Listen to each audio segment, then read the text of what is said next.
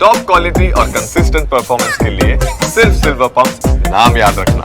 ದಕ್ಷಿಣ ಕನ್ನಡದ ಬಂಟ್ವಾಳದಲ್ಲಿ ಅಬ್ದುಲ್ ರೆಹಮಾನ್ ಎನ್ನುವ ಯುವಕನ ಹತ್ಯೆಯಾಗಿದೆ. ಮಂಗಳೂರು ಕಮಿಷನರೇಟ್ ವ್ಯಾಪ್ತಿಯಲ್ಲಿ ಈ ಹತ್ಯೆಯ ಹಿನ್ನೆಲೆ ನಿಷೇಧಾಜ್ಞೆ. ಬಿಎನ್ಎಸ್ 163ರಡಿ ನಿಷೇಧಾಜ್ಞೆಯನ್ನು ಜಾರಿಗೊಳಿಸಿ ಆದೇಶವನ್ನು ಹೊರಡಿಸಲಾಗಿದೆ. ಮೇ 30ರ ಸಂಜೆ 6 ಗಂಟೆಯವರೆಗೆ ನಿಷೇಧಾಜ್ಞೆ ಜಾರಿ. ಇವತ್ತು ಮಂಗಳೂರಿಗೆ ಎಡಿಜಿಪಿ ಭೇಟಿ ಕೊಡಲಿದ್ದಾರೆ. ನಿಷೇಧಾಜ್ಞೆ ಜಾರಿಗೊಳಿಸುವಂತೆ ಪೊಲೀಸ್ ಆಯುಕ್ತ ಅನುಪಮ್ ಅಗರ್ವಾಲ್ ಆದೇಶವನ್ನು ನೀಡಿದ್ದಾರೆ.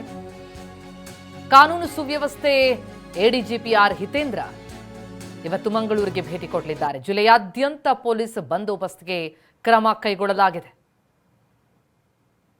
ಬೈಕ್ನಲ್ಲಿ ಬಂದಂತಹ ದುಷ್ಕರ್ಮಿಗಳು ಇಬ್ಬರ ಮೇಲೆ ಅಟ್ಯಾಕ್ ಮಾಡಿದ್ರು. ಅದರಲ್ಲಿ ಒಬ್ಬ ಹತ್ಯೆಗೊಳಗಾದ.